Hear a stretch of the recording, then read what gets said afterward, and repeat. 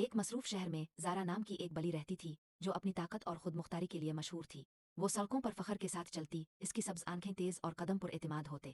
زارا صرف ایک عام بلی نہیں تھی، وہ ایک رہنما تھی جو اپنے محلے کی حفاظت کرتی اور ضرورت مندوں کی مدد کرتی تھی۔ ایک دن پائٹ نام کے آوارہ کتوں کے ایک گروہ نے ہنگامہ مچا دیا۔ وہ چھوٹے جانوروں کو تنگ کرتے اور کھانا چرا لیتے تھے۔ زارا نے انہیں ایک چھت سے دیکھا، اس کی دم غصے سے لہرائی۔ اس نے فیصلہ کیا کہ اب ان کا مقابلہ کرنا وقت کی ضرورت ہے۔ سنہری شام کی دھوپ میں زارا گروہ کے لیڈر برونو کے پاس پہنچی، ایک بلند اوبالا پٹھے دار کتا جس کے چہرے پر ایک نشان تھا۔ دوسرے کتے ہنسے جب انہوں نے یہ چھوٹی بلی اپنے طاقتور باس کے سامنے کھڑی دیکھی، لیکن زارا بے خوف تھی۔ میں تمہیں اس محلے کو مزید دہشت زدہ کرنے کی اجازت نہیں دوں گی، اس نے کہا، اس کی آواز پر اعتماد تھی۔ برونو نے ایک شفاق ہنسی ماری۔ تو پھر تم کیا کر لوگی، چھوٹی بلی؟ زارا نے بے جیجے کا قریبی دیوار پر چھلانگ لگائی، اس کی چالاکی بے مثال تھی۔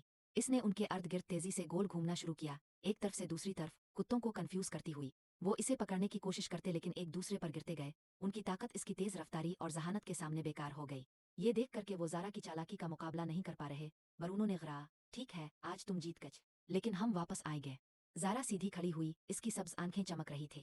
اگر واپس آنا چاہتے ہو تو آ جانا، لیکن یاد رکھنا، طاقت صرف طاقت کے بارے میں نہیں ہوتی، یہ دل اور حوصلے کے بارے میں ہے۔ پائٹ گروہ شکست کے ساتھ چلا گیا، ان کی انا مجروح تھی لیکن ان کی زارا کے لیے عزت بے شک بڑھ چکی تھی۔ اس دن کے بعد زارا ایک بن گئی، ہمت، ذہانت اور رہنمائی کی علامت۔ اس نے دکھایا کہ حتیٰ کہ سب سے چھوٹا بھی بڑے سے مضبوط کھڑا ہو سکتا ہے، اور اصل طاقت اندر سے آتی ہے۔